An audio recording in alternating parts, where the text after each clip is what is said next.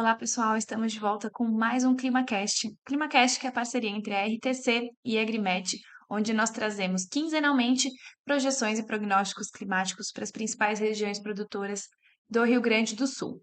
Bom, começando a análise da nossa quinzena, né, aqui no ClimaCast, trouxe aqui a informação sobre previsão de temperatura, já adiantando um pouco que a gente vai falar mais para frente, mas apesar da gente ter entrado no inverno, então oficialmente agora estamos no inverno, né, isso realmente representa uma queda nas temperaturas, né, do ar, então é o que a gente espera aí, principalmente para a região do Rio Grande do Sul.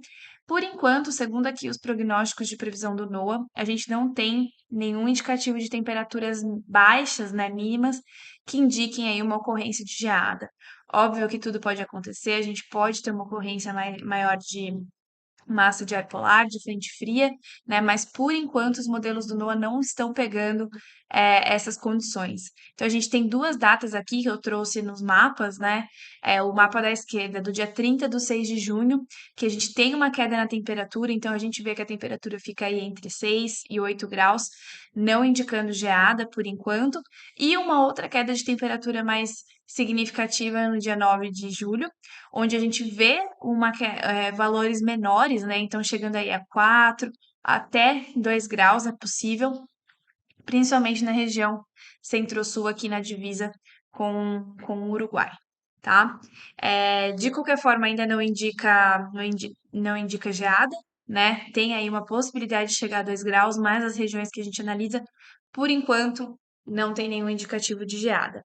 Avançando aqui para o El Niño Oscilação Sul, né? Então vamos manter a atualização de como que está a condição da laninha, né? Nesse caso, que é o resfriamento da temperatura do Pacífico. Então esse resfriamento ele segue acontecendo, tá? Então ele segue em anomalias negativas. Então esse resfriamento ele está ocorrendo, o que indica que a gente vai continuar numa condição de laninha, pelo menos nesse período do inverno, podendo aí postergar até outubro, até o final do ano, a gente está de olho nos prognósticos. E essa anomalia da temperatura chegando até próximo ao continente pode facilitar entradas de frente fria, né? Então vale a gente ficar atento a isso e às previsões de geada, conforme forem surgindo prognósticos aí que tragam a probabilidade de ocorrência de geada, né? Bom, olhando então em termos de condição de armazenamento relativo de água no solo, a gente tem condições aí muito boas, né? Olhando o dia 20 do 6, que é a data atual, para os próximos 10 dias, do dia 30 do 6, depois para o dia 10 do 7, a gente vê que as condições de armazenamento seguem praticamente dentro do ideal, né? Não tem nenhuma variabilidade, a gente tem uma previsão de chuvas aí bem interessante, o que é esperado também para a região agora nesse período do inverno, tá? Sabendo, a gente sabe que a laninha ela impacta o sul, mas mais no final do ano, né? Então diminui os volumes de chuva mais para o final do ano. E é isso que a gente vê aqui. A gente vê que a condição continua muito favorável se essa previsão se confirmar. Quando a gente entra nas regiões, né, nas análises detalhadas por município, quando a gente olha São Luís Gonzaga, então começando com a região noroeste por São Luís Gonzaga, a gente vê que apesar de uma queda de volume de chuva, então a gente estava falando de chuvas na proporção de 200 milímetros de previsão no ClimaCast passado, a gente teve uma queda aí, então a previsão está trazendo volumes menores em relação ao ClimaCast anterior, porém ainda assim volumes bons, volumes significativos. Então a gente vê aqui em São Luís Gonzaga é uma soma de 142 milímetros, bem distribuídos, né? Ficando um pouco aí sem chuva do dia 6 do 7, mais ou menos até o dia 17, mas no geral volumes bem distribuídos e sem nenhuma queda de temperatura significativa, como eu comentei. A gente observa uma ali no dia 29 e 30, outra no dia 9 de julho, mas nada que indique geada. Quando a gente avança para Santa Rosa, muito parecido, Santa Rosa acumula um volume ainda na casa dos 100 milímetros, apesar de um pouco abaixo de São Luís Gonzaga, então somando 110 milímetros de chuva, um período mais crítico aí, sem chuvas nenhuma, né? São Luís Gonzaga ainda tinha volumes pequenininhos de chuva acumulada, mas para Santa Rosa nem tanto. Então a gente vê uma mudança aí um pouco significativa entre os dois locais. Quando a gente avança para Campo Novo se assemelha mais com Santa Rosa, então somando aí 93 milímetros para os próximos 30 dias, também alguns períodos aí sem chuva, tanto na primeira quinzena, da primeira para a segunda quinzena de julho, quanto aqui no finalzinho de junho e começo de julho, né? A gente vê aí que tem sim uma possibilidade de ter um período aí sem chuva. E de novo as temperaturas continuam, né? Não trazendo nenhum alerta, nenhum alarme aí para nós em termos de geada. Quando a gente avança para a região do Planalto, em termos de volume, fica muito parecida com Campo Novo. Então, olhando aqui a Água Santa, né? Somando 93 milímetros ao longo dos próximos 30 dias, também com o mesmo período que a gente viu para Campo Novo, sem chuva, se repetindo aqui em Água Santa. E também as quedas de temperatura não chamam tanta atenção. Quando a gente avança para Sarandi, Sarandi segue o mesmo padrão, então uma soma de 89 milímetros para os próximos 30 dias, janelas aí sem chuva, mas no geral um volume até que bom de chuva para os próximos 30 dias. E de novo, as temperaturas não trazendo nenhuma preocupação aí, tendo uma queda significativa no dia 30 e no dia 9, mas ainda assim longe dos 10 graus.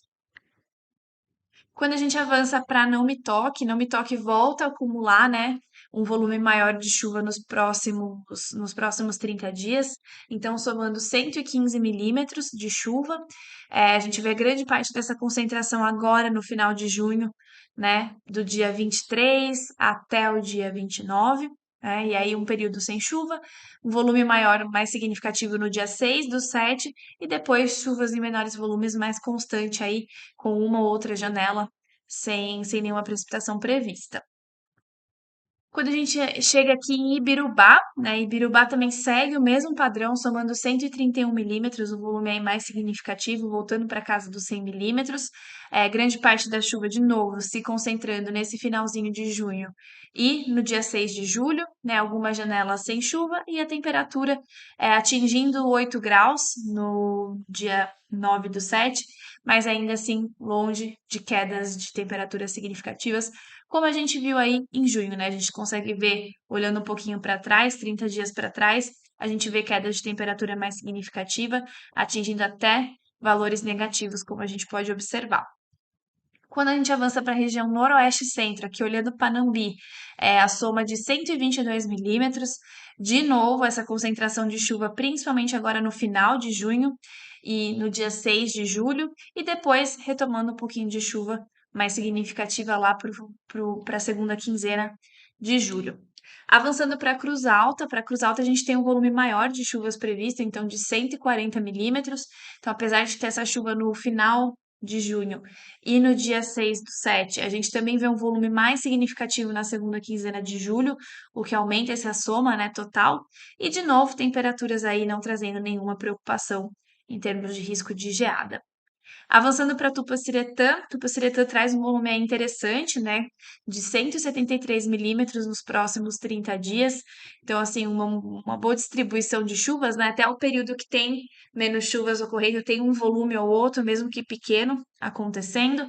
Tupanciretã atinge uma temperatura no dia 9 de julho um pouco menor, aí ficando na casa de 8, 7 graus, mas ainda assim, como a gente repetiu nos outros locais, não apresenta nenhum risco por enquanto em termos de geada. Júlio de Castilhos, somando também na casa dos 170 milímetros, muito parecido com Tupaciretã, o regime de chuva previsto, né?